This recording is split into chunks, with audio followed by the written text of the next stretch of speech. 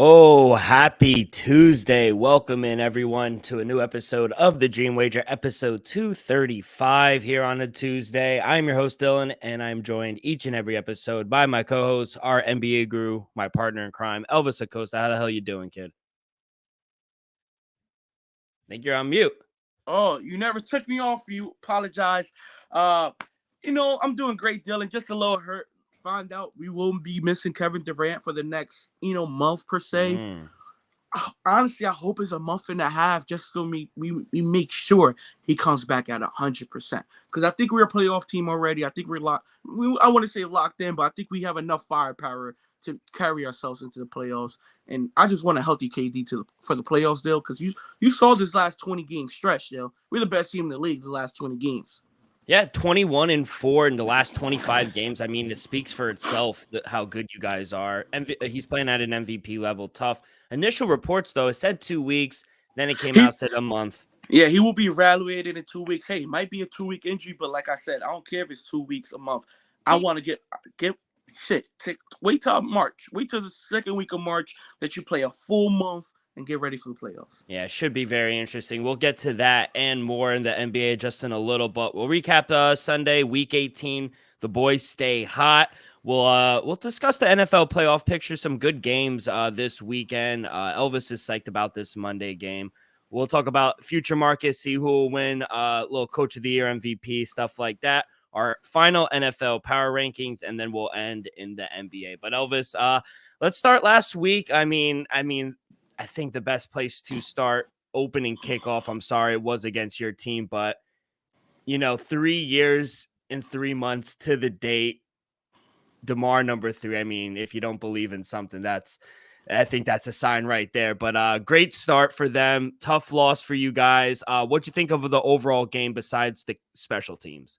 Dale, to be honest, if it wasn't for those 2 kickoff returns, we're looking at this game totally different. I'm not saying we're walking out with a victory, but I like our chances to do so tremendously without those 2 kick returns, Dale. So let's start there. I think Mac Jones I understand he threw 3 interceptions, but look at his other throws for the rest of the day, Dale. I think he had a tremendous evening. He threw the ball well, Dale. He was forcing the ball down the field, making some great throws. I think having Devontae Parker back opened up the offensive a little bit, and I like what I saw. He made 3 poor, bad decisions, Dale, with 3 interceptions. He don't throw those picks. I think we walk out of there with a victory. Yeah. Josh Allen, I think we composed him well. He didn't do much in the first half. He looked First half, he looked average, but second half, I think he picked it up a little bit. Exactly, Dale. In the second half, we couldn't tame him no more. He got out the pocket a little bit. You saw him hit that touchdown on the run to Josh Brown or John Brown, and then we saw him throw a dime to down the sideline. Like, it's just a handful of quarterbacks ever of the history of the NFL that can make that throw, and we saw it do it like nothing. So. I'm not gonna say too much, which I did already, but I like what I saw from us. Yeah. I like what I saw moving forward. Like we competed with the Bills. We had them. Yeah. You take away those kick returns, we're up 17-7 at one point in this game, Bill. So if we don't allow those kick returns, that whole thing changed the whole outcome of the game. We started kicking the ball down the sideline. Now the ball's going out of bounds. They're starting at the 40. It was just sloppy play overall, and you wouldn't think you'll see such poorly special team play coming from a Bill Belichick. So that was shocking on alone, Dill. But hey, you take those 2 touchdowns away, maybe we walk out of there with a victory. Maybe instead of Miami coming in, you'll see us again. Yeah. Hey, I mean, it was a snowball effect. I think once the one thing happened, it just continued to roll, and you guys hang around, and then ultimately they got loose, like you said. There was only so much containing you could do until those playmakers actually make a play. But I thought you're right. The 3 interceptions were costly, especially the second and third one. Not so much the first one. Guys, the first one, White just made a tremendous play in the goal line. He read that perfectly. But the other 2, I could say it was maybe his fault, Mac Jones. Offensively, what do you want to see moving forward? Because first losing season in a while for you guys, 8-9. I mean, it was always questioned the play calling this year. Who was really doing it? Matt Patricia, Joe Judge. What do you expect this organization to do in this offseason to improve? I think we got to go out and hire one of the best offensive coordinators in the business. That's what we got to do. I think Bill Belichick has to get humbled a little bit. Maybe instead of trying to do everything himself, hey, let your offensive coordinator be the offensive coordinator. Let your son be the defensive coordinator if that's what it is. Don't when you have Matt Patricia as your offensive coordinator, and then Joe Judge as your quarterback coach. That's not a great company, Dill. Matt Patricia is a defensive coordinator / defensive coach. There's no reason why he should be calling offensive plays, Dylan. So I think if you get the right mind in the room with Mac Jones, he could hit that next step. We saw him like few games in the stretch of the season. We saw it in Minnesota. We saw it bits and pieces in Buffalo. This recent week, Dill. I just feel like with the right coordinator, he could piece him along more often than just seeing hits and bits there. You mentioned AJ Brown, Jalen Hurts finding his number one receiver. Maybe that's what they need to go out, because you sure can't draft one. Maybe you go and get a guy who was just named up in the market. You get a guy like DeAndre Hopkins. He has a good relationship with Bill Belichick. Mac Jones needs a number one. You guys have a good running game. You have a good defense. You have a good coach. You're missing weapons. I mean, can we honestly say anybody on the Patriots offense is weapons? Look who you got. Devontae Parker. We thought he was going to be good. He was hurt most of the season. Yeah, he was hurt, but still, Kendrick Bourne, Hunter Henry, he hasn't been what we thought when he was in the Chargers. Jacoby Myers, to be honest, Ramondre Stevenson, he's one of the best receiving guys, and he's a running back. So I think you guys need help on the outside. Absolutely, dude. I agree with that 100%. But that's the thing, though. Since Randy Moss, we didn't even pay Randy Moss. We just traded for him.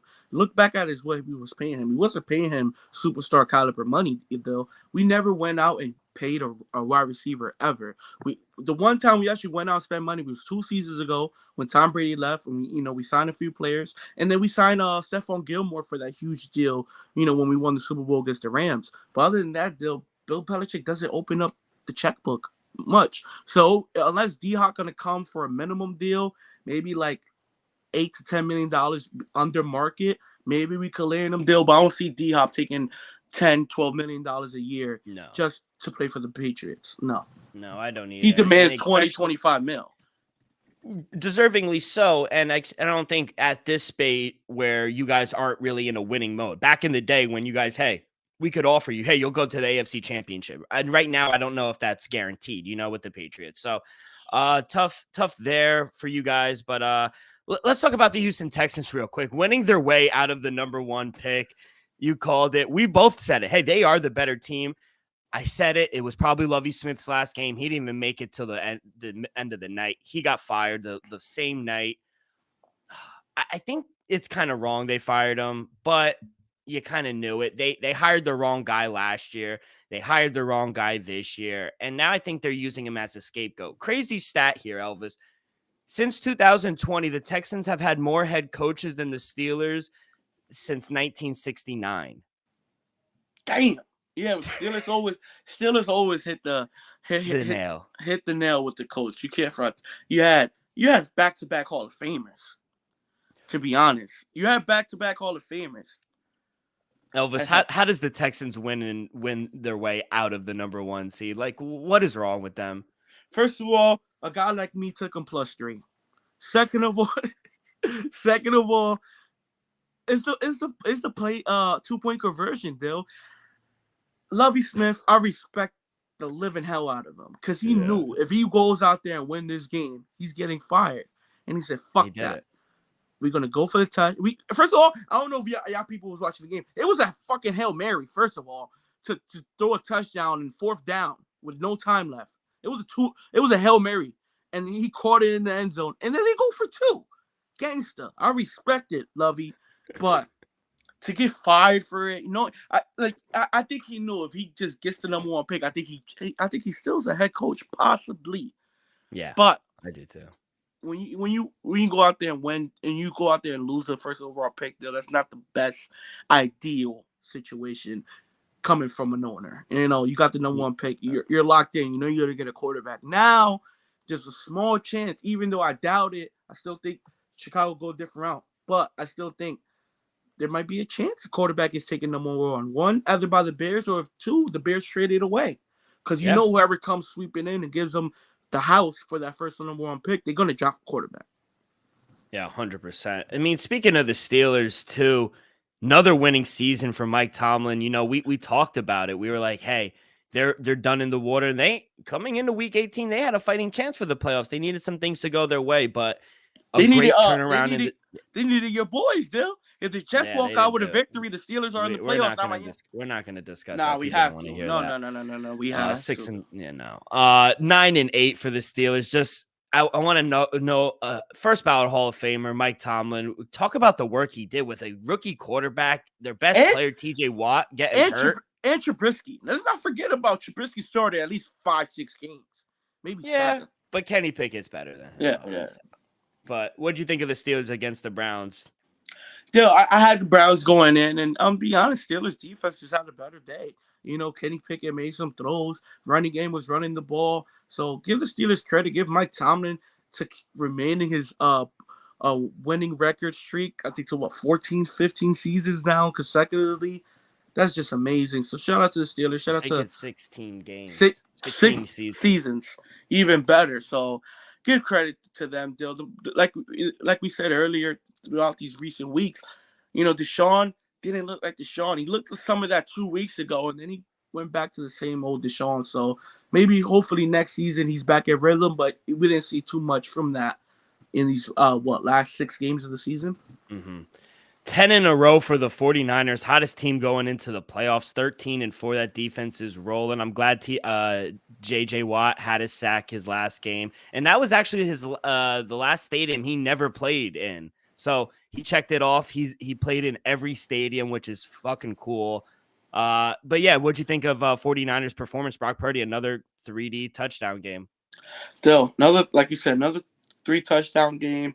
Christian McCaffrey, the whole running game, everybody was running the ball. So I like the fact that they did it by committee. Don't let anybody get injured. Have the whole team running the ball. And the whole team ran for 169, which was impressive. Then when you have four different players able to contribute to the running game and be successful at that, it's impressive.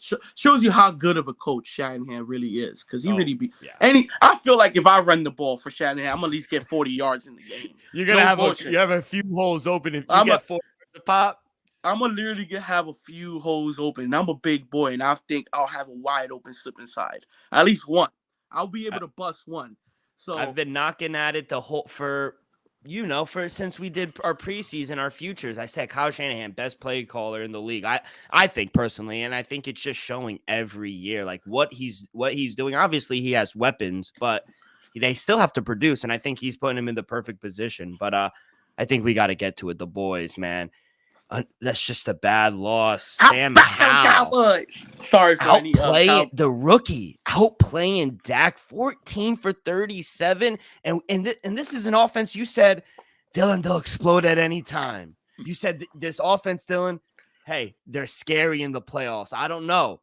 They didn't look that scary and on the road against the Commanders. And if they played like they did in Washington this weekend against Tampa, they're losing that game. So I just want to know, they couldn't run the ball either. Pollard, Mikael Davis, he couldn't run the ball. Zeke, nothing, eight carries for 10. They couldn't do anything. Bad play calling. Mike McCarthy. What'd you think of the Cowboys? And are you not worried going into the playoffs about them? All right, let's start with the first part of the question, Dill. What I thought, Dill. Plain and simple, Dill. When you have 10 3-and-outs, that's not a good day. When you go 4 for 18 on 3rd down, that's a more horrible day. There's not one game, well, possibly, but there's not too many games have been won in this league. When you have 10 3-and-outs and you go 4 for 18 on 3rd down, Dill. Damn near impossible. So Dak, arguably his worst game of his career. That running game was atrocious. I think Zeke Elliott had 8 attempts for 10 yards. I could have done that. I could have done that. Maybe better. I could have done a little better than that now. I understand, Washington, they went out there, they played hard no matter what, but Dallas, and now you have Dak Prescott. He's tied with the NFL league in interception. Mind you, he missed 5 games, still was tied for the league in interception. That's bad. Another pick 6. That's what, 3-4 games in a row with a pick 6? 3 in a row. That's concerning, Dill. But look, like you said, like you asked, is it concerning moving forward against Tampa? I'll be concerned if this happened all season. You know, I understand it's been happening in the last few weeks, but from Tampa, we saw Tampa have one good game all season. We've seen the Cowboys have, 10, 9 stellar games. Like, taking care of business. Couple close ones, but we saw one good game from one dominant. Now, it wasn't even dominant because they were down 14-0 at one point. One great game from the Buccaneers. We saw 10 from the Cowboys. So I'm not gonna take too much from it. I'm not gonna be like, oh, this one game right before the playoffs. Oh, the Cowboys are done. No, but I understand why some people will be concerned because it looks like Dak Prescott's gonna throw an interception or two in his upcoming Every playoff game. Yeah, and he might throw a pick six. But after that, I think they settle down and the offense starts clicking again, Dale. I wouldn't be too worried just because the matchup, Dale. Tampa Bay hasn't showed you enough this season. This whole 17-game season, they didn't show you they could do it consistently. They haven't shown you back-to-back games where they put up 30 points. Tampa put up 30 points 2 times this season, one against a loss against Kansas City, and then 2 weeks ago against the Panthers. Cowboys averaged damn near 30 points a game, Dale. So, like I said, I'm not going to take too much from it, Dale. I know it was a horrible game, probably his worst game of his season, of his career. I highly doubt he follows that up with another stinker. Elvis, this is like how we were talking about in the pre-show meeting. We were talking about how LeBron, like you trust LeBron. If they're healthy, him and AD, they've proven it. They've won a championship together. That's how I feel with the Bucks. I feel like they got in. They're getting healthy. You mentioned it, the offensive lineman getting Jensen. That's huge. I think that's why there's a small chance. I think he's gonna give it a go, but there's not. Oh, he's not a guarantee. It's not penciled in. He's the starter. Yeah. But even, it's trending that way. It's trending. Yeah, he's trending. Even if he doesn't, I think that's the reason we've seen Tom Brady struggle so much this season is because they've been banged up. Weapons, running back, offensive line, defense, and they've kept it together enough. Granted, in a very bad division, but they kept it enough where, in a given moment at home with the GOAT. We said it when we started this podcast in the playoffs about 2 years ago, Elvis. Who do we not bet against? Those are things that we live by. And now we're about to go back. I just don't know if I could do that. That's why I feel so strongly about the Bucks at home. I'm not so confident about Dak, especially that defense too. Sam Howell was throwing it against them. They got no pressure on Sam Howell. And that's a rookie. We thought they were going to make him look stupid, especially me. So I just worry about that. I don't worry about the defense. I think they'll be there. I worry about Dak. It's gotten so bad, Elvis, you were mentioning. You could just pencil it in. The books to get one interception is like minus 180, minus 190. They're telling you just it's free money. He's going to throw a pick. And it's going to most likely come in the second quarter. Oh, and my God. And there's a 50-50 chance it's going to be a pick six. But after that, Dale, I don't how I always said the Jets. I don't see the Jets scoring more than 17 points, and they have it the last 5-6 weeks. They haven't scored a touchdown. Yeah, I think that's the magic number for the Bucks as well, Dale. We'll see. It's going to be very interesting, and I'm glad it's on a Monday night standalone game, like you mentioned. They scored 19. They won the game 19-3, week 1, opening season. But very different teams, both. My point, Dale. Both very different teams. Very teams, yeah. At home in Tampa, crowd should be electric. I'm excited. I think it's going to be a very good game. I think you're right. NFL did a good job calling it. Hey, let's do a standalone. The viewership that they're going to get, probably insane. So good job by the NFL. They're doing something right. Let's do on a more positive note. The fucking Lions. I love them. Dan Campbell, he's easily. I love him. He's one of my favorite coaches. Like, to go out there, put your balls on the table and said, I don't give a fuck. We don't make the playoffs. You're not making the playoffs. To beat the Packers twice, to make Aaron Rodgers, who I've come around on, you've already think he's one of the best, to make him look that uncomfortable at home, and a team that was playing very well up until that point. The defense was leading them, though, and the running game. And they played pretty good, but Aaron Rodgers, he threw that pick late, and I think that's what turned it. Jamal Williams, shout out him. I called it 2 touchdowns plus 575. He breaks Barry Sanders' record But hell of a game, grit, determination. And I think this is what this team needed. 9-8, finally have a winning season. This team is going to be one we talk about in a few years. They're going in the right places. What'd you think of from this gritty Lions team this year? So I loved everything about it. I think we both hit on the Lions over win total. I think we hit that. 4.5 was disrespectful. Yeah. So we both hit on that. Still, to be honest, I think this Lions team is going to be dangerous moving forward. Agreed. Remember, they got the 6th overall pick from the Rams. So they're going to get a top 6 player this upcoming draft, and I think they have the 18th or the 17th pick, if I'm not mistaken. So they got 2 top 20 picks. They got Jameis Williams. He's going to be healthy, 100% start of the next season. Yeah. Amon St. Brown, another 1A or number 2 wide receiver. Then you got Raymond and you got DJ Chalk. I like the rookie tight end. I think it's Brooker. He's pretty good. Jamal Williams, Swift.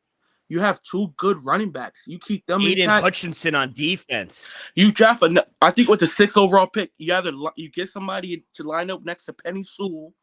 Oh my God, and just run the ball. That's what I'm saying, Dill. They got Hutchinson on one side. They got Penny Sewell on the other side. Yeah. So which side are you going to improve? You're going to go defensive line, linebacker, or you're going to have arguably one of the best offensive lines next and then stack somebody up right next to Penny Sewell. So moving forward, Joe, I just love everything about them. The defense, you saw how they improved. At first, they were the worst defense in the league. Last 5 weeks of the season, could I say they were top 20, top 15? Yeah, easy.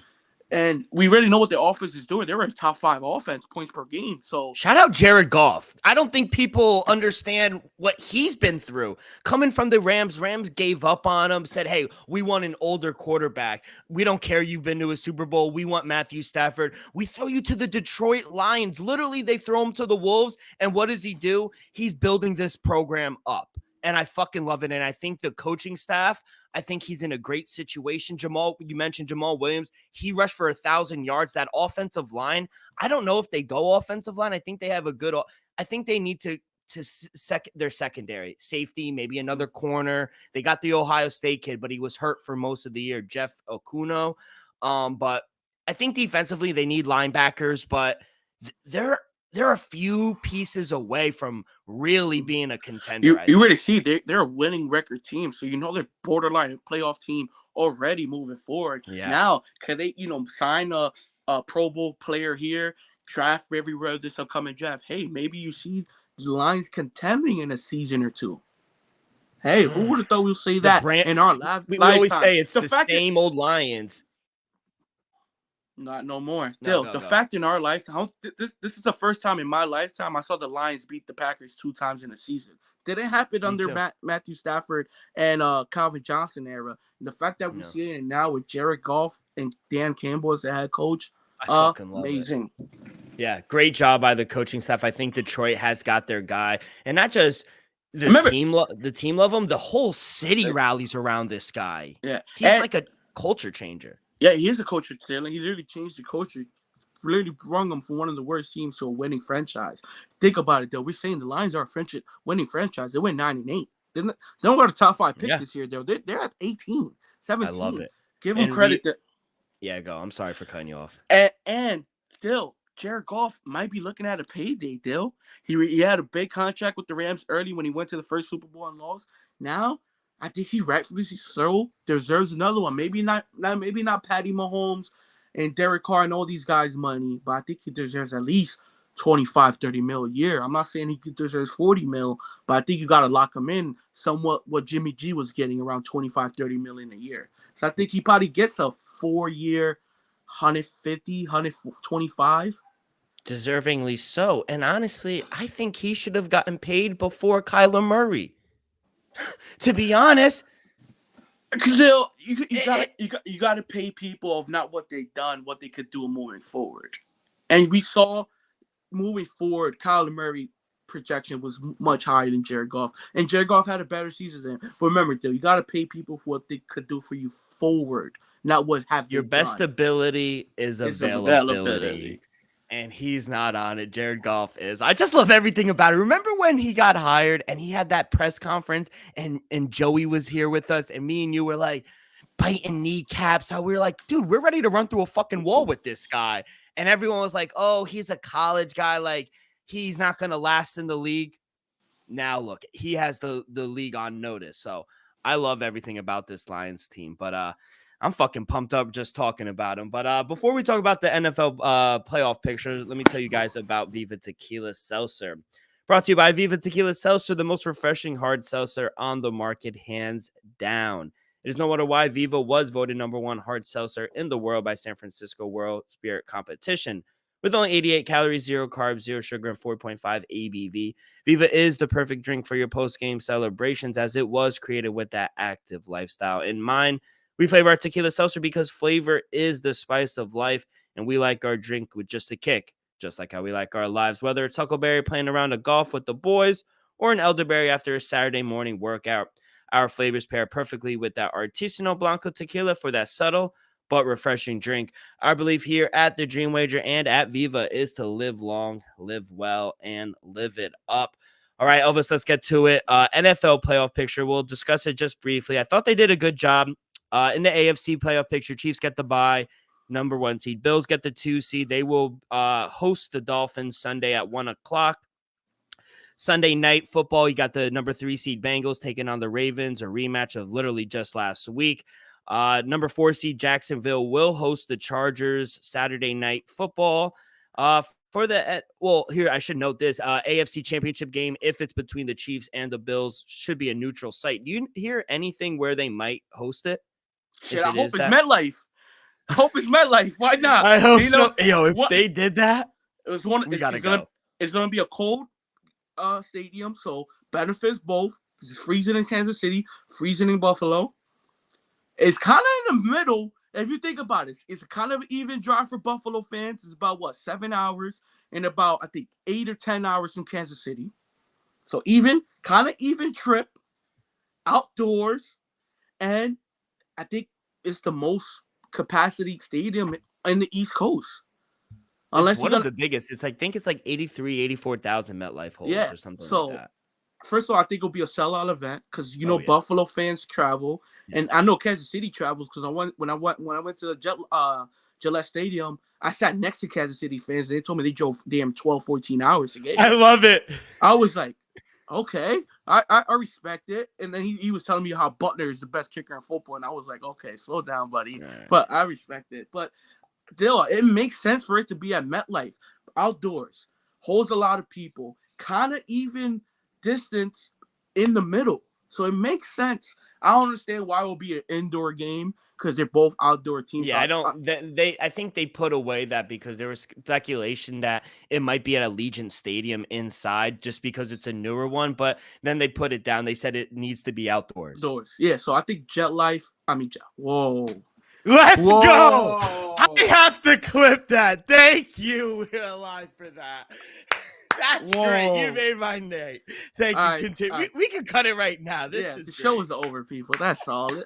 Thank you for tuning into the Dream Wager. Like, comment, share. Please leave a review. I've been rubbing off on you too much. That's the problem. But all seriousness, I think the NFL should really consider it being at MetLife just because the capacity being outdoors, I think is an even drive for both fans. And I'm gonna be honest, it's New Jersey, baby. It's borderline New York. You're gonna have people go. I personally will go to the game. Oh, I would too. It's gonna be expensive, but I want to see Patrick Mahomes and Joe Burrow. I seen Pat. You mean Josh Allen? Because if it's Josh Allen, that's what I meant. Yeah. Because if it's Burrow, they're playing in Kansas City again. Yeah, that's what I meant to say. Josh Allen. I want to see them. There was speculation also. Soldier Field in Chicago. I don't mind that. I see. That's my thing. Buffalo gonna have to travel way further. Kansas City to Chicago is kind of like probably 5-6 hours. I'm not sure. It's a long quote. I don't know. Yeah, I don't know how much. Me personally, I just wanted that MetLife. But hey, to me, if it's gonna be anywhere, it should be in Indianapolis indoors. Player safety first. So from New Jersey to Kansas City, it's kind of far. It's not that. So from here to Buffalo, 7-8 hours. It's a 17-hour drive from Kansas City. All right, see. It might be. To be honest, though, what is most likely going to be? I think it's going to be either in Indianapolis or possibly even Detroit indoors. Yeah. But if it's going to be outdoors, Chicago would make sense. I like shoulder field. I have no worry about that. But just wanted to let you guys know. NFC playoffs, Eagles, obviously they win against the Giants. They get the bye. They get the number 1 seed. 49ers, they get the 2 seed. They will host the Seahawks Saturday at 4:30. Eagles, not Eagles, Vikings, excuse me. They will host the Giants in a rematch Sunday at 4:30. And then Monday night, the game we were just talking about, Bucks will host the Cowboys Monday night, 8:15 p.m. We'll start in the AFC. I know Chiefs have a bye, but out of those 3 games, which game are you looking forward to? Because I know the Bengals just beat them twice this. Ravens won in the first one. They got revenge. They won week 18. If Lamar doesn't play, if Lamar plays, I think that's the best game. If he doesn't, I think it's another blowout. But besides that, what do you think the best game for the AFC is? I think it's going to be Chargers Jaguars. So I think this is the best evenly matchup of the weekend. To be honest, I just like what's the potential. It's going to be a matchup we're going to see for the next possibly 10, 15 years in Trevor Lawrence versus Justin Herbert. I think it's 2 evenly matched defenses. I think I give the nod to the Chargers defense, but it's not like one defense is more dominant than the other, Dale. I think this is one of the most even games of the weekend, Dale. So early look, I do think the Chargers are the better team, but Dougie P, Trevor Lawrence, they look good, Dale. They look impressive, and they're gonna be at home, so it'll be impressive to see if the Chargers could walk out of there with a victory and see who could start building on their career there. Is going to be Justin Herbert or is going to be Trevor Lawrence taking that next step moving forward. And I think it starts this weekend. Yeah, I think that's a great game. I got it already. I locked in Chargers on the money line, -112. I just think they're better. I know everything. Mike Williams might not be 100. Even Joey Bosa limped off the field. That's when he took everyone out. So if they lose, here's a hot take. If they lose this game, Brandon Staley's fired for what he did week 18. I agree with that. I agree. He should be, because we've seen Brian Daboll sat all his starters, no question. We see Todd Bowles take Tom Brady off the field with 7 minutes left in the second, something like that. We've seen some of these players, some of these teams not play, not one starter this week 18, and some of them sat down the second half, Dale. And look, now you're down arguably your number 1 wide receiver threat and arguably your best pass rusher / defensive player in Joey Bosa. I think Joey Bosa will be able to make it, but we both know, we clearly saw he won't be 100% though, and that comes down to him, to Stanley. So if Bosa doesn't have an impactful game, and you walk out of there with a loss, Stanley should be fired right then and there. 100%. I don't even think he should make it out of the night. Just pack your things. He should pay his own fare to get back home. To go home. You should pay your own fare. I just think real quick, I don't want to get too into it because we're going to have a show later in the week about our picks, but I just think it's a great matchup for the Chargers. Jackson's one real strength is their pass game, but Chargers, they've been great on their pass D. They rank second in DVOA since the bye. Jags bottom 5 in their pass defense. So I just think if they're healthy, if Mike Williams, he has a good connection, and I think they're better in a lot of phases. They have the better quarterback right now. I pick Justin Herbert over Trevor Lawrence. I think they have the better D, and I don't know, and a better coach for right now. So I know Dougie Peterson won a Super Bowl, but right now I think besides that miss up and playing his starters, they've been playing really well. We've all agreed to that. Mm-hmm. They've been playing really well offensively and defensively. So I just think they're better in a lot of phases. So I agree. I think that's one of the best games for the AFC this opening weekend. But transitioning to the NFC, Eagles obviously got the bye. 49ers hosting the Seahawks. I think they're going to blow them out. I already laid the 9.5 with the 49ers. Great story with the Seahawks, but they're running into a different animal in San Francisco. I don't trust that defense. So I don't think that's going to be good. Honestly, besides the Monday night game, I think the Vikings-Giants game could be really good. They won on a game-winning field goal. It was like a 50 or 60-yard field goal to win the game. So Giants, they rested. They're going to be healthy. They're going to be on the road, but they've been in Minnesota. And, hey, I like the players coming out. They said, hey, the Minnesota crowd, it wasn't very loud. I don't know if that's an animal you want to wake, but I think that's going to be a good game, Minnesota and the Giants. What do you think? Still, I also believe that's going to be a good game. But what I already think is the highlight of the NFC wild card weekend. Deal. It's Monday night, Cowboys Buccaneers. I will be tuning in to Giants Vikings. I actually think that will be a great game as well. Something like we saw in the regular season. That was a great game. But still, it's Cowboys Buccaneers, no question. The lines come down. It started at 3, now at 2.5. Money's coming in. I'm shocked. To me, I'm not. 66% of the money is on the Bucks for good reason. You can't be mad and fade the be public. like, I love it. I'm gonna be all over the Bucks. I was able to get the +3 opening line.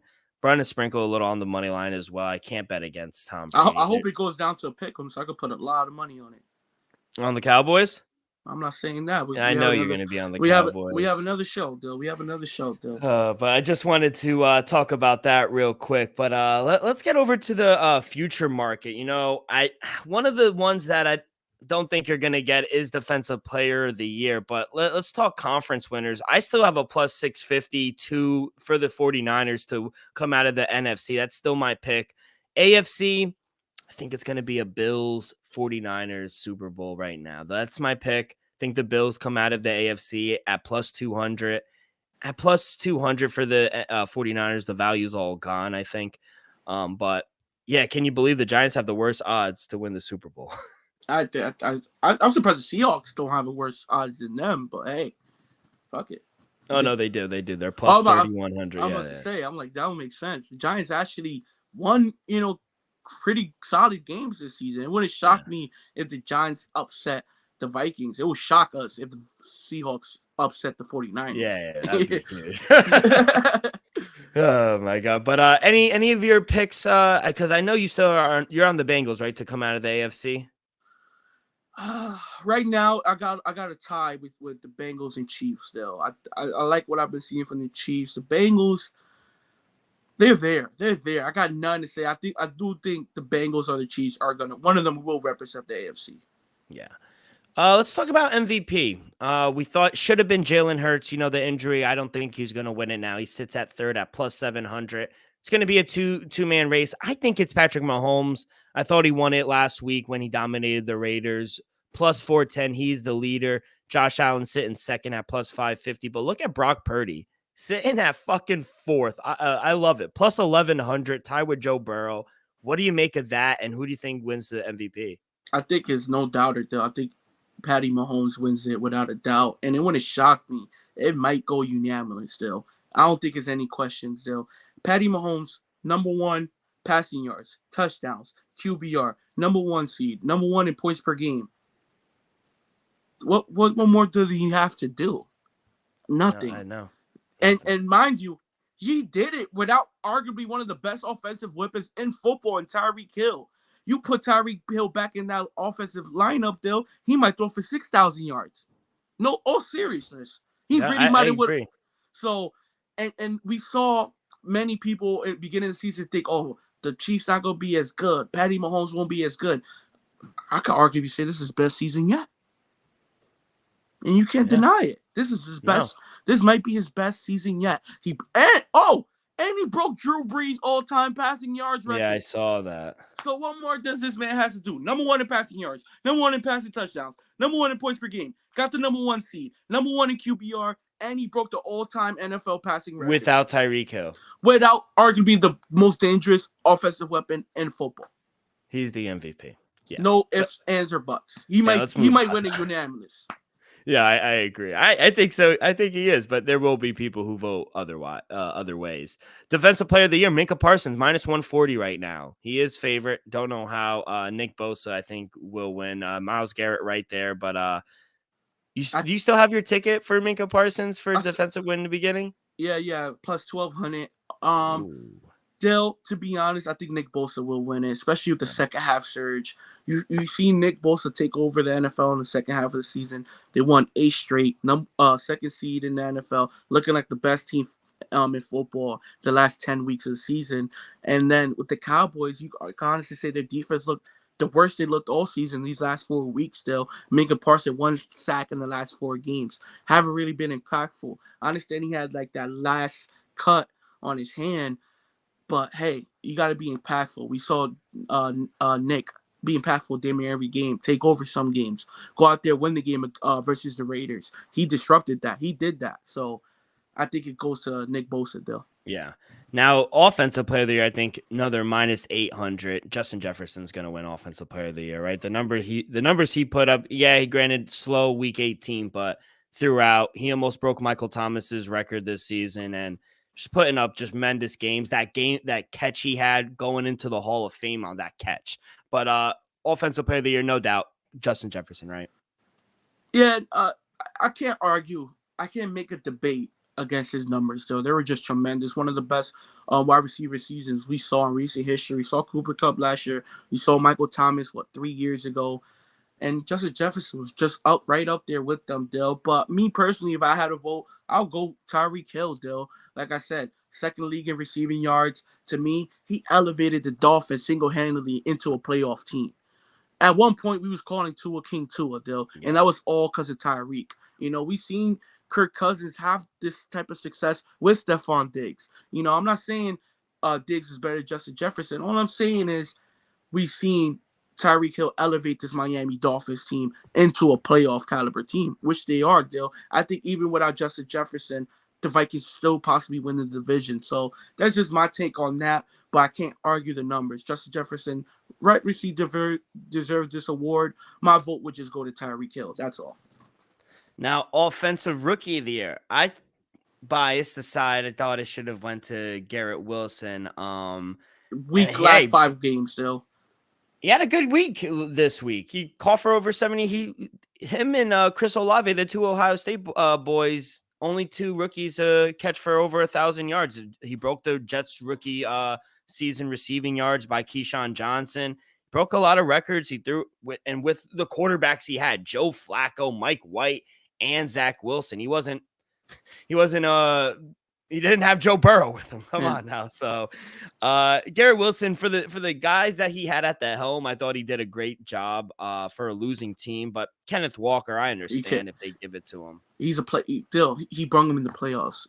Him and Geno Smith had a great season. You got to give him that. If the Jets was in the playoffs, maybe he has a better shot there, but you got to go with Kenneth Walker in the Seahawks still. Can't blame him. You can't blame him. No, but one guy Sauce Gardner will win Defensive Rookie of the Year. He's the top 5 corner right now. He's a minus 2,000.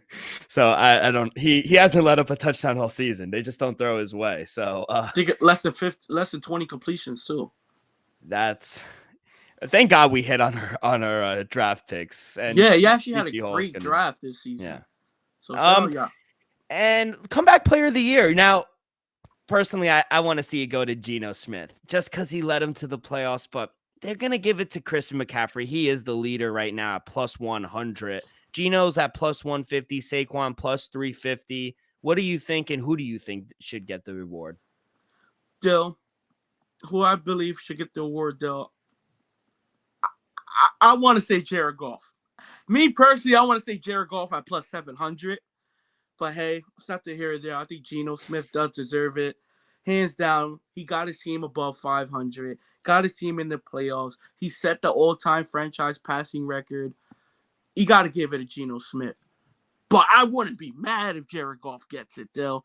Yeah. And to be honest, I don't think Christian McCaffrey should get it. I understand he came off an injury, but I think Geno Smith deserves this award more than Christian McCaffrey, to be honest, because he really came back. Nobody saw Geno Smith have this season. We all expected Christian McCaffrey to have a season like this, especially getting traded to Kyle Shanahan and the 49ers. It's just the injury. Is he going to be hurt or not? Is he going to be healthy? And he is healthy, so give him credit for Christian McCaffrey being healthy.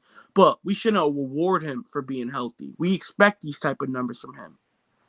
Yeah, and Geno Smith, I think the season everyone thought the Lions were going to have, the Seahawks had. Huh. And it was just crazy. They turned things around. Geno Smith, completion percent king. I'm sorry, Dill. Another thing, Christian McCaffrey was a starter the last 3-4 seasons. Geno Smith hasn't been a starter in 3 years. Yeah, he was just on the bench. He couldn't get any burns. So, And I'm glad he bet on himself. He earned himself $2 million to getting in the playoffs. It was He an earned incentive. himself a little more than that, Dill. The Jets might even throw him a bag. Joe, we don't need that right now. I think he's good in Seattle. I'm glad he found a home, and I'm glad he's working out with Pete Carroll. That's a hell of a team over there. But Elvis, it wouldn't be Week 18, and they're wrapping up the NFL regular season without our final power ranking. So one last time to get it right. I think we got it. All playoff teams, obviously, our last top 10. Obviously, there's not going to be every playoff team. There are going to be some teams left out, but we will start with you like always. We will start in number 10. Lead us off. What do you got? Give me the Jacksonville Jaguars at number 10 with Trevor Lawrence and WP calling the plays, Dill. I think with the Jacksonville Jaguars, the potential is there. Maybe down the road, another season or two, I think they'll be there with the Bengals, with the Ravens, with the Bills.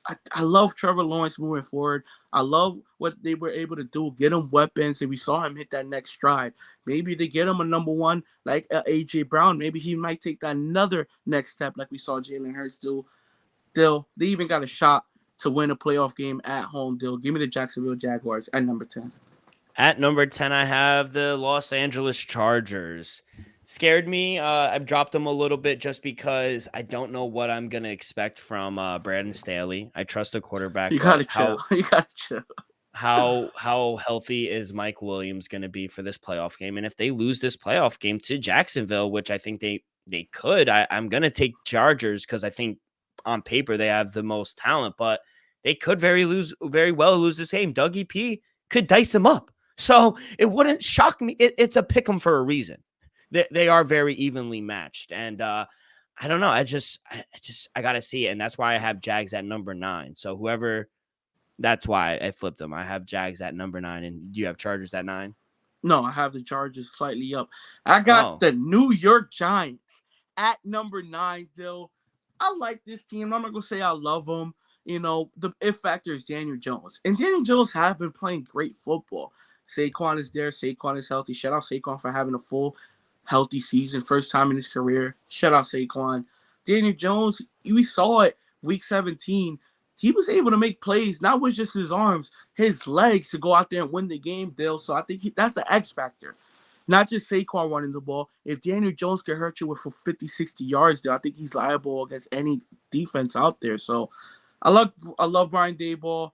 Love this Giants team. Well, I'm not going to say I love him, but I like this Giants team a lot, Dill. Give me the Giants at number 9. Yeah, at 9, like I said, I have the Jaguars coming back, winning the division. Trevor Lawrence playing down the stretch, tremendous football. I think it's 13 touchdowns to 2 picks. Dicing them up. They're playing good defense. When at home, winning a tough game. Now they're going to host a playoff game against a very good Charger team. I think this game is going to show what this team is really made of. So I can't wait. And that's the reason I have them at 9, just slightly above the Chargers, because I think right now they are playing a little better. Russell Wilson was dicing up the Chargers. So, at 9, I have the Jacksonville Jaguars. At number 8, Dill, I think this is the most fraudulent team in the playoffs. Give me the Minnesota Vikings, Dill. I understand they hosted a playoff game. They hosting the Giants, but I don't love them. I've seen enough from them. You got to respect their record. That's why I got them at 8. Last week, they wasn't even in my top 10. Because to me, they're not a top 10 team, to be honest. But I got to respect their record. I got to respect what's left in the playoffs. And they earned the fact to be in this list, Dill. So I got to respect that. But me personally, Dill, I think they're fraudulent. I think they might even get upset from the Giants first round, Dill. Like I said, it wouldn't shock me if they do. Give me the Vikings at number 8. Don't love that everybody is on. I'm looking at it right now. 75% of the tickets are on the Giants. So yeah, because everyone is on them. Giants have delusional fans. That's what it is, though. Giants have a loyal fan base that's going to represent and support their team. Like the Cowboys. The Cowboys, I guarantee there's going to be a ton of tickets come Monday on the Cowboys still. You got to respect the fan factor. I think that's what it is. And remember, New York is the number 1 gambling destination in the world right now. We even putting out more money than Vegas. So, I don't know. I don't love it. For me, number 8, I have the New York Giants. They're a good football team. I like them. Coach Daboll, can't say much. I think he might be my coach of the year. Him, Dougie P, Dan Campbell. I got a couple actually. I lost my votes. I voted too many times for Coach of the Year, but I even voted Steve Wilkes week for the Panthers. The way he turned this, they were playing good football down the stretch. They won that game. They're the division champs. Yeah, I'm getting off topic. Yeah, no, Giants. I love what I'm seeing from them. I love how I saw Kenny Golladay get a touchdown in one hand, and that was a good handed. I called it. Yeah, I was like, Kenny Golladay is gonna play. Watch out! And look, and Davis Webb. What a game it was!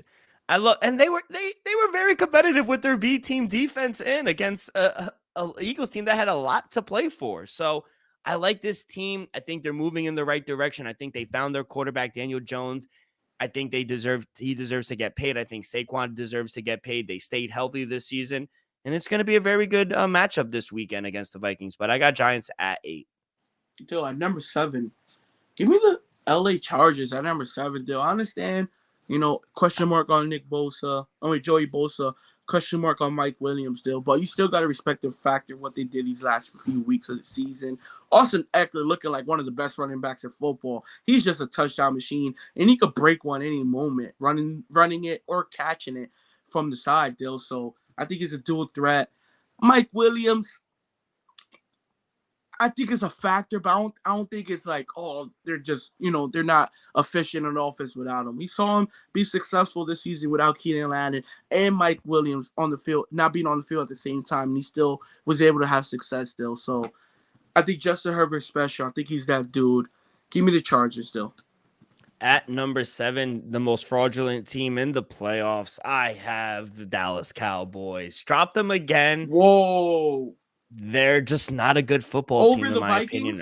The Vikings are 13-4. They have a better record. I don't care that they won head-to-head. They're playing better. They blew them out. It doesn't matter. I don't think they blow them out now. The way they're playing football, I don't see it. I think the Minnesota Vikings are a better football team right now. Coaching-wise, quarterback-wise, receiving, running, I think they're better everywhere besides maybe defense. But I can't trust this Dallas Cowboy team. I think they go out and they lose on the road week 1 to Tampa. So don't trust this team. I think it starts with Dak. I like their defense, but they've been giving up 30, 20 points. Sam Howell put 26 up on them. We keep saying every week, is Dallas going to turn around? We keep putting trust in them. I laid the 7. We were both on them. Hey, they lay eggs. And Mike McCarthy is known for that. I know he's won a Super Bowl, but that was with a bad man. And Dak's not a bad man. He's a good boy.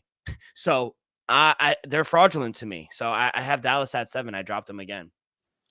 So I got the Dallas at number 6 still. I had to take them away from my top 5 because I could agree with that. They're no longer a top 5 team, Dill, but you got to respect them. And I think you have some respect for them because clearly Tampa is not in your top 10 and the Dallas Cowboys are, Dill. So I can't argue or debate to you what we saw these recent weeks. I can't.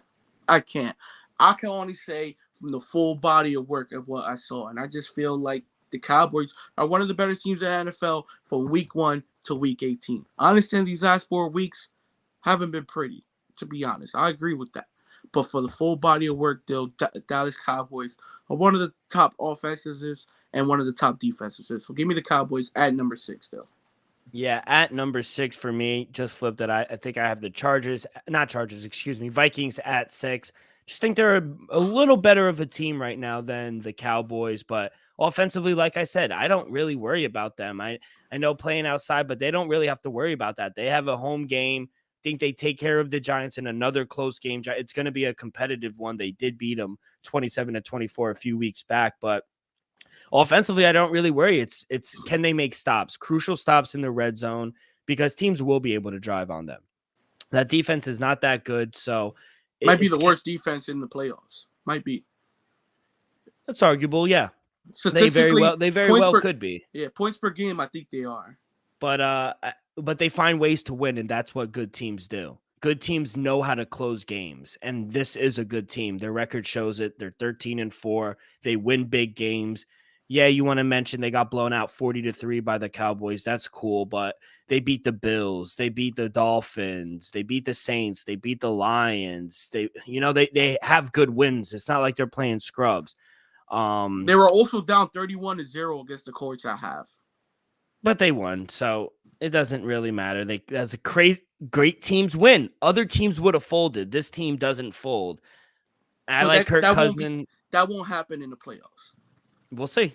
But right now, like you said, you got to respect the body of work, and that's what I'm doing for the Vikings. 13-4. I got them at 6. Top 5, Dill. Last top 5 of the season, Dill. Let's kick it off, Dill. Give me the Buffalo Bills at number 5.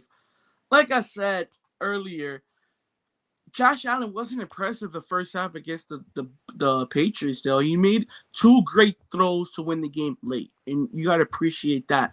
But recent weeks, Josh Allen haven't looked dominant. And remember, one thing, Dill. You know who leads the NFL in red zone interceptions? It's Josh Allen. Yep. So I think you got to take that in consideration when it's net and grit, third and goal, second and goal. It's a chance he might throw it away, Dill. So do I trust him late game situations? You got to prove it to me. We see Minnesota walk in there and walk out of victory in overtime, Dill. I just got to see him do it late in the game, late in the fourth, Dill. We always see these Bills team cruise to a victory. We never see them be down 7 to 10 points in the fourth quarter and go out and win the game, Dill. So I got the Buffalo at number 5. If Josh Allen didn't lead the NFL in red zone interceptions, I'll probably have him a little higher. But for that reason, give me Buffalo at 5.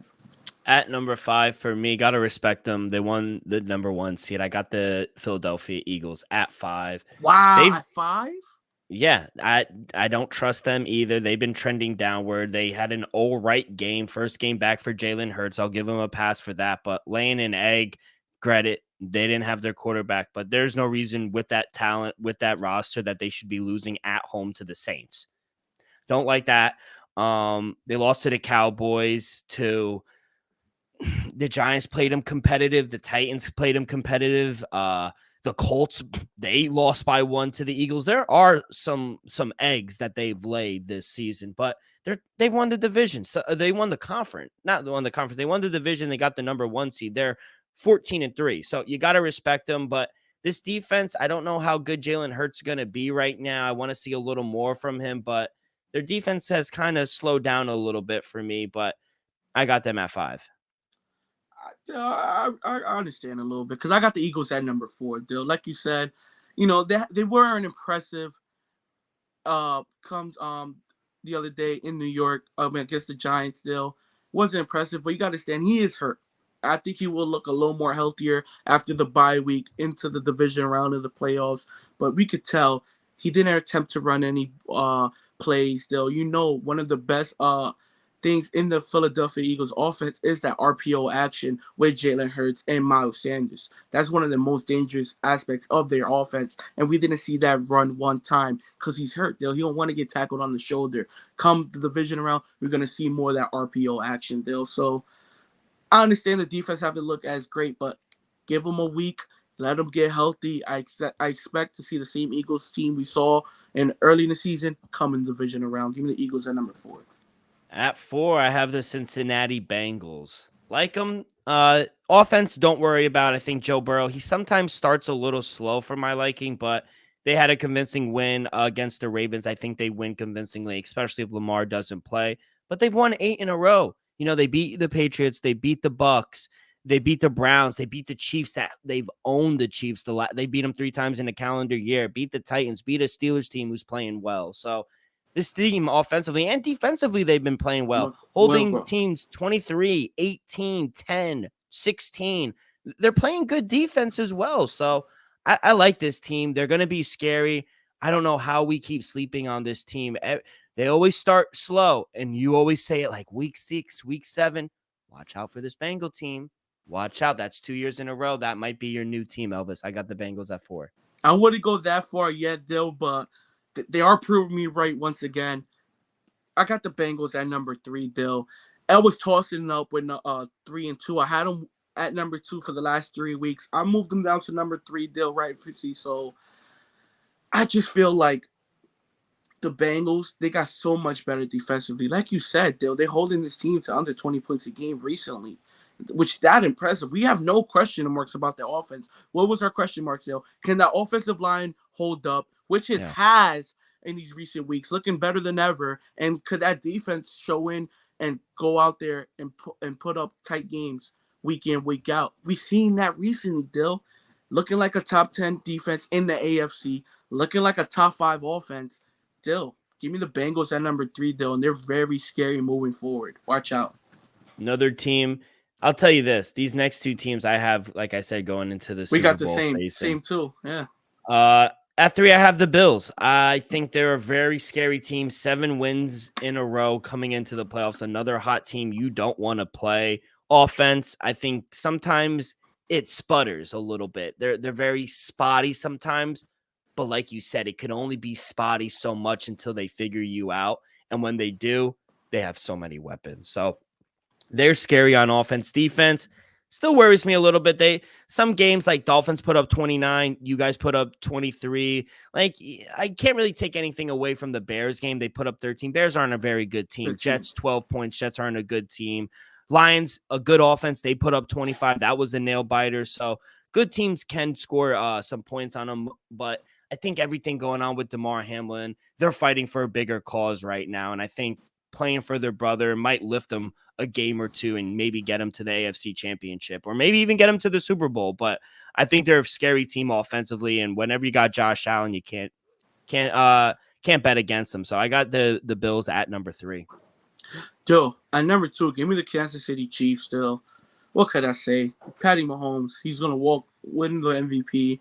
Andy Reid, I know he's not going to get a vote for Coach of the Year, but him and Kyle Shanahan are the 2 best play callers in the NFL. What more can I say, though? This Chiefs team is just special. They're going to cruise their way to another AFC Championship game, which would be possibly, I think, Patrick Mahomes' 5th already. Yeah, 5th one, it's already. Hosting his 4th. So just give credit to Kansas City and whoever they match up in the division around, which will be possibly the Bengals, Buffalo, or the winner of Chargers, Jaguars. Watch out, because you don't want to play Cincinnati. I mean the Chiefs. I'm telling you right now, No. you do not want to go to Arrowhead. No, the AFC has been running through Arrowhead for a few years now. 5 years now. At number 2, I almost put them 1 like you, but I couldn't. I have the Chiefs at 1, and I have the 49ers at 2. 10 straight wins. I feel like these two teams, and maybe the Bills a little bit too, we're just running out of things to say about. They just do everything so well. Offensively, coaching, defensively, they picked it up. Special teams, they literally do everything. They blew the Cardinals away. They 10 straight wins in a row. They're gliding at the right time. Brock Purdy, what more can we say about the rookie? How poised, how effortless it looks out for him. So they're doing everything right. They have a great defense. They have a lot of weapons. They're getting guys back. Elijah Mitchell's coming back. Debo's coming back. They're getting ready for a Super Bowl run, and I think it might be Kyle Shanahan's time. So I got them at 2. At 1, I got the Chiefs, just because I think Patrick Mahomes puts them over the top just that much. Did you see that first touchdown where it was like at the goal line and he just kind of pitched it, kind of how like we turn a double play? I was like, what can't this guy do? He throws it with his left hand. He's just a freak of nature. And I say with the utmost respect, because there's things on the football field that he could do that people will only dream of. People would dream of. So that's why, like you said, they're very scary, and I don't think you want to play them, especially at Arrowhead. So those are my top 10, and I think we got it pretty right. Who is your number 1? Dill, you preach this the most, and I finally came around. The reason why the 49ers been on my number 1 these last 5-6 weeks is for one reason and one reason only. Offensive wins games, defense wins championships. And there's no doubt about this is the best defense in football. And they're healthy. You got the safety. He reminds me of Troy Polamalu. You got Fred Warner, best linebacker in football. Best linebacker. And then you got Nick Bosa, arguably one of the best defensive linemen in football. So you have the front, you got the middle, and you got the secondary. That's scary. You have Christian McCaffrey, who's arguably the best running back in football. You have Deebo Samuel, who's one of the best dual threats in football. You have George Kittle, who's one of the best tight ends in football. You got Trent Williams, the best left tackle in football. You got too many weapons, too many of the top tiers in the league. And Brock Purdy, I said it with Jimmy G, they're a Super Bowl contender. a lot of people will say Brock Purdy is playing much better than Jimmy G. Yeah. So that will only lead me to say they are a Super Bowl contender. I think they're the best team in the NFL. No questions asked. Defense wins championships. Brock Purdy could do enough to put him over the top. Let Kyle Shanahan just keep running the ball 30 times a game with Christian McCaffrey, with Elijah Mitchell, with Deebo Samuel, and we're going to see them come NFC Championship game, come Super Bowl, 49ers. Elvis, can we adopt the 49ers as our team for the playoffs? Because I think we were like literally the first ones to be like, hey, you know, without Jimmy G, they're still a Super Bowl contender.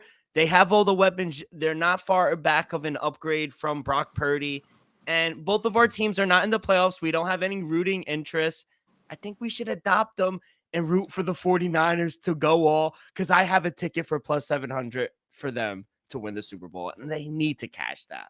Because like you said, there's not a spot where they have holes. You can't name me a spot and be like, they might have a hole there. Like even their center is like a Pro Bowler. So they have players everywhere. They have a head coach that's going to put them in the right situation. Their defensive coordinator is going to get a head coaching job one day. How many jobs is Kyle Shanahan getting these guys?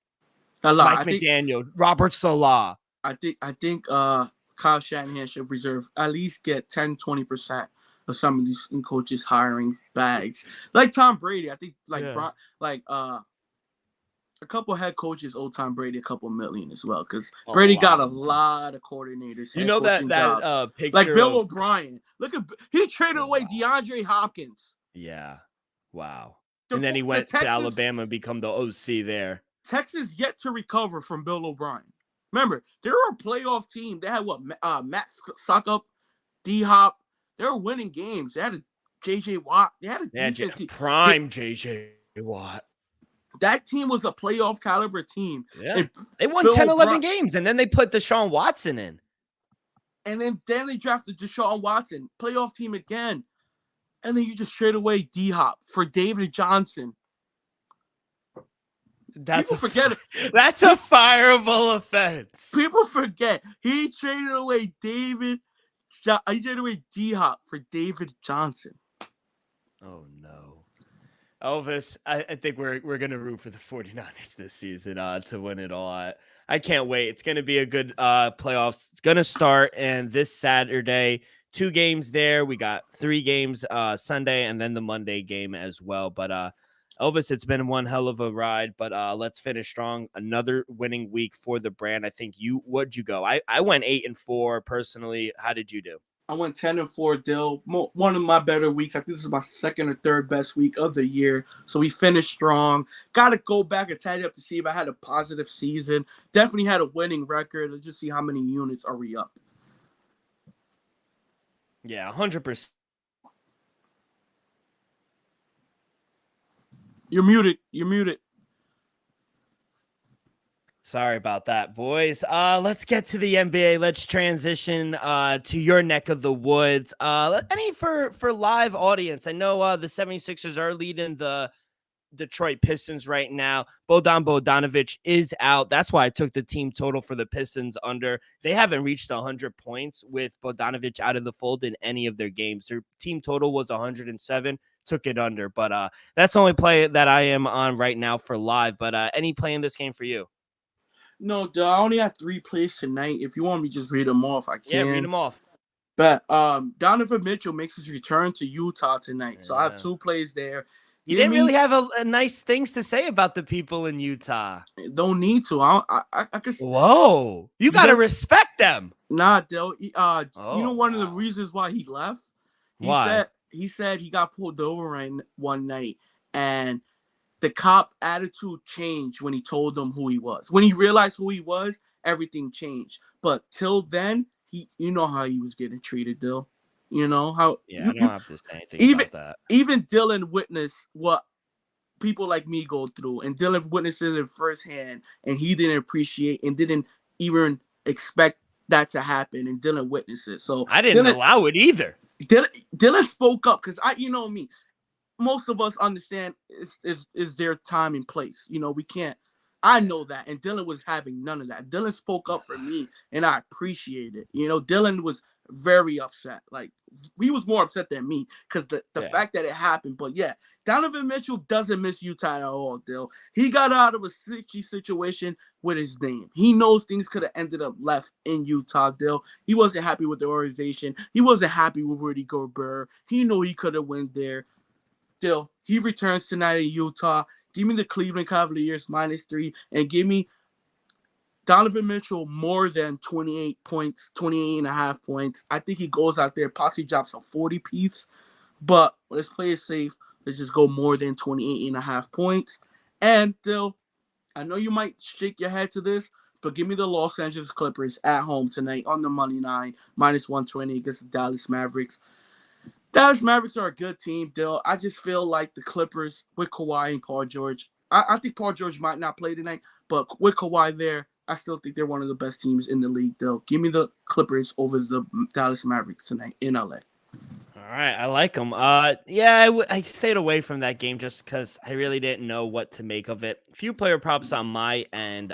We'll start with the OKC Miami game. Miami, I'm gonna take Jimmy Butler more than 1.5 steals. Look at this. I want to show you.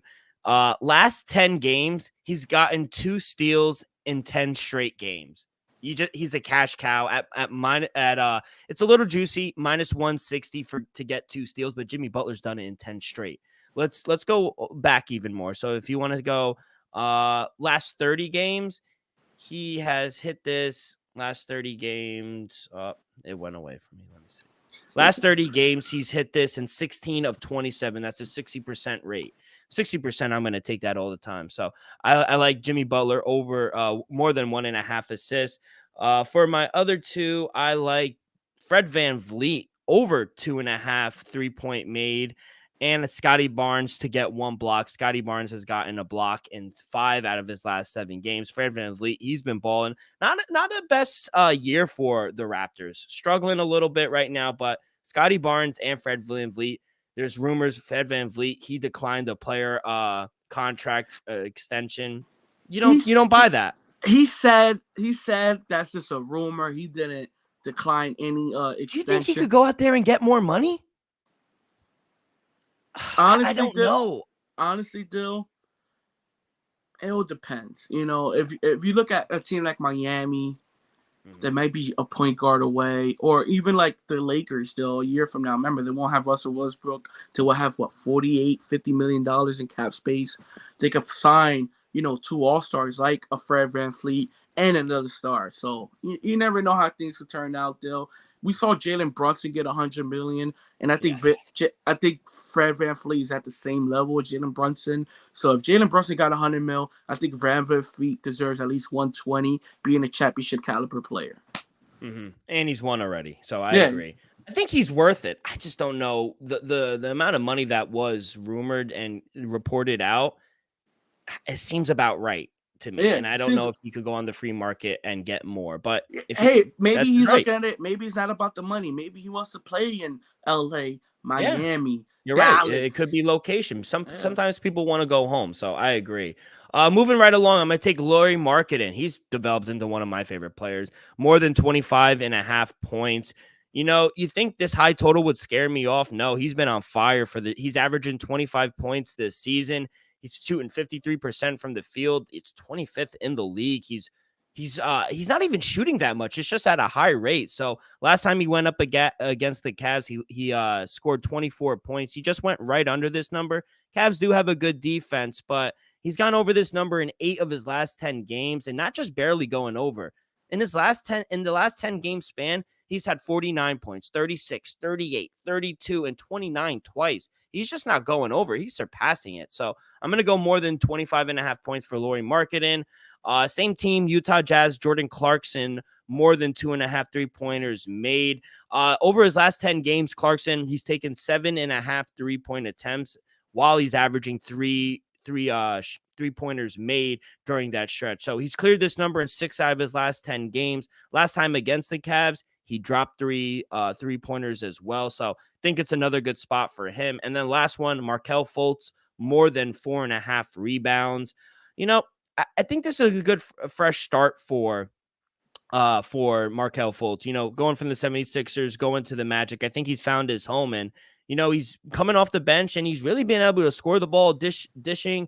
He's averaging 11 points, 4 rebounds, 5 assists. We're just 5th in the league. I think we're going past that a little bit. He's So finally he is healthy dealing and looking like a -- 1 overall pick caliber player, Dill. I think his with a young injuries, team. I like it. his injuries possibly robbed him a little bit of his athletic ability, Dill, but I think he's still, got the potential to be a very solid role player, Dill. Maybe not a Coming superstar, off the all-star, bench. but, him, Paolo, Jalen Suggs, Boy, they got a young, talented And roster, Dill. the Franz Wagner brothers, Yeah, they're good too. bro, they And loaded.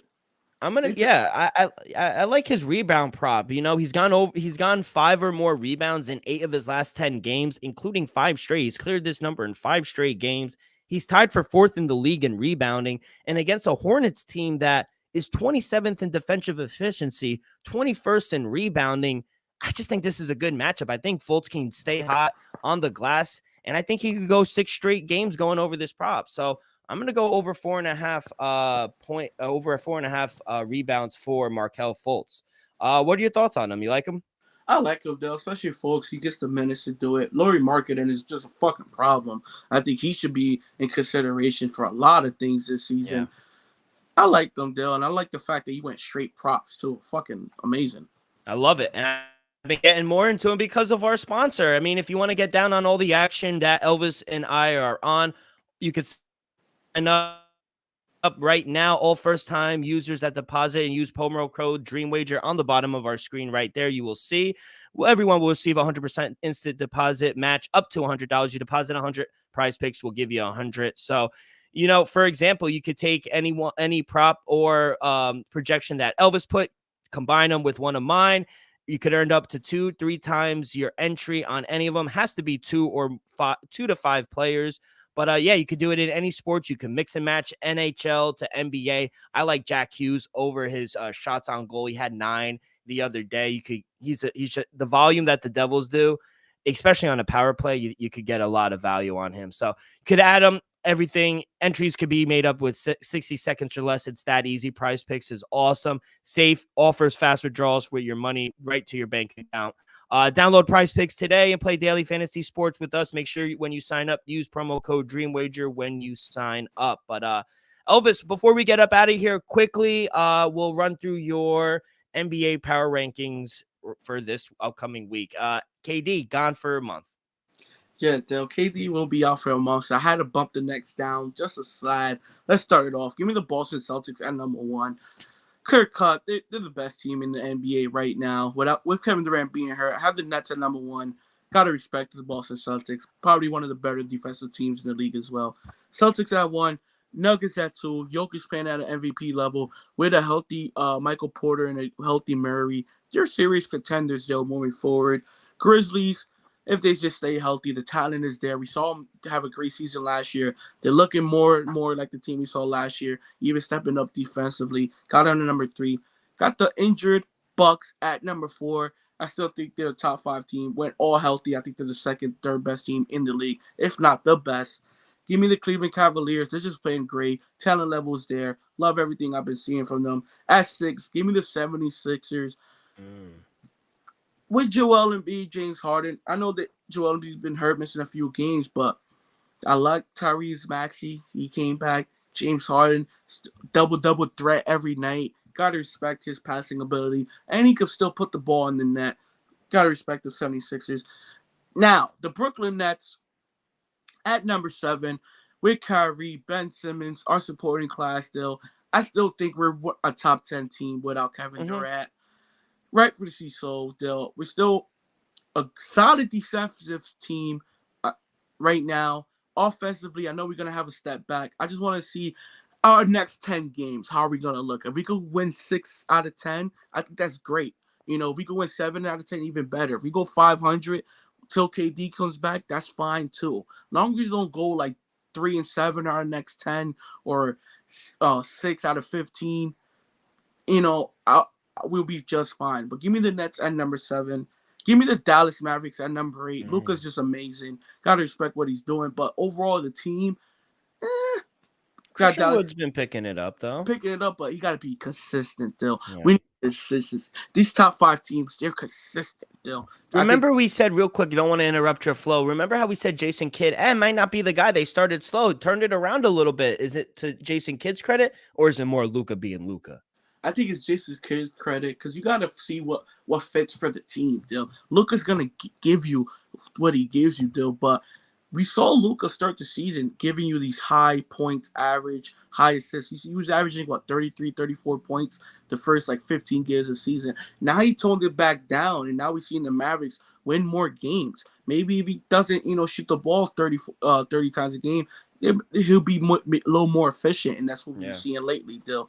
Dallas looking more efficient, and that's why I got him at 8. Give me the Pelicans at number 9. They'll be higher with Zion, but without Zion and Brandon Ingram in the lineup, they're just an average team, Dill. But you still gotta respect the it factor. They play hard every night. Love the coach, Willie Green. He's a great coach. Give me the Pelicans at number 9, Dill. And number 10, it was a toss-up. It was a few teams out there, but out of respect, I did the Los Angeles Clippers at number 10. Kawhi, Paul George. You know how I feel about Ty Lue, Dill. Give me the Clippers at number 10. I love it. Still waiting for my Knicks to be up there. They're close. They're close still. I have them behind the Pacers right now at 12. All right. If we should have won yesterday against the Bucks. They're getting me mad. Especially a game. Blew it. Yeah, we did. We have to be able to close games out, and that's what I was saying about the Minnesota Vikings. Don't mean to backtrack, but good teams know how to close that out. At home, the Knicks were up at 16 at one point. Giannis playing bad. You have to capitalize. Y'all was up 15 against Luka when he scored that 50 points in overtime against y'all. Y'all was up the whole game dominating. Then he exposed in the fourth quarter. Y'all lose that game. Those are 2 games you should have won. And maybe you win those 2 games. Maybe you're in the top 10, Dill. Maybe. We got to crack Elvis's top 10 next week. But Elvis, any last words before we get up out of here? Long, good EP. Long EP, people. Let's finish it off with a bang. Got a few plays for tomorrow night, NBA. Real quick, Game Chicago money line -105. They're +1 right now. Take it how you want it. Give me the Bucks on the road against the Atlanta Hawks -115 on the money line. Give me the Indianapolis Pacers +5 against Dylan's New York Knicks. The Knicks, they're slightly better, Dill, but I don't think they're a 5-point better team than the Pacers. Even if you want, I think even Dylan will agree with me. Might have to sprinkle something on the money line with the Pacers, but take the +5. And I got to lean Boston Celtics -9 against the Pelicans. Like I said, no Zion, no Brandon Ingram. If anything, Sacramento down to 3.5 with Boston to -3. I like that two-way teaser. And then depending on the lines, though, I like Denver tomorrow against the Phoenix Suns. If it ain't too high, I like Denver -8.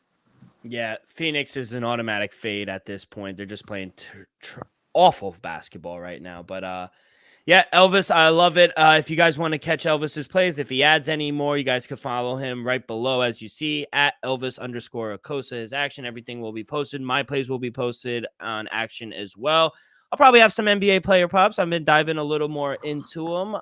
But Elvis, that's going to do it for this Tuesday edition of the Dream Wager. On behalf of our sponsors, Prize Picks, Viva Tequila, Elvis, myself, we'll see you guys in a few days. We'll break down the games. We'll give you our favorite plays going into the weekend. Should be a super wild card weekend. Please follow on our social media, Twitter and Instagram at The Dream Wager. If you missed an episode, no problem. You guys can find us anywhere you get your podcasts, Apple Podcasts, Spotify, Stitcher. If you haven't already, please subscribe, rate, review. All that good stuff helps the show grow tremendously. So if you could, be a friend, tell a friend. Everyone have a great few days. Good luck on your wagers, and we'll see you down the road. Peace.